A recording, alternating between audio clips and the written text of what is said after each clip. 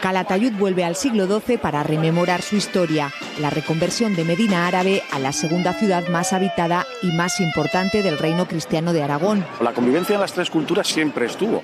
Alfonso I el Batallador en los fueros permitía convivir a las tres culturas aquí en Calatayud. Por lo tanto, bueno, el poder cambia como en la política, que ahora de tan actual lo tenemos, va cambiando, pero al final los ciudadanos somos los mismos.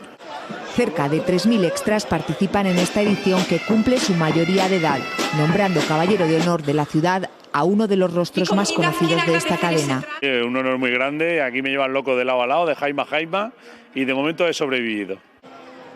En las calles no faltan artesanos, danzantes o malabaristas para entretener a los asistentes a este flashback al medievo. Más este año se ve más gente de fuera y la cosa está animada, está bastante bien. Y me gustan mucho las fiestas estas. Estas fiestas a mí me gustan casi más. Son muy, no sé, muy participativas y luego muy instructivas por lo que representan. Hasta mañana, la gesta del Batallador continúa en estas Alfonsadas, declarada como fiesta de interés turístico regional.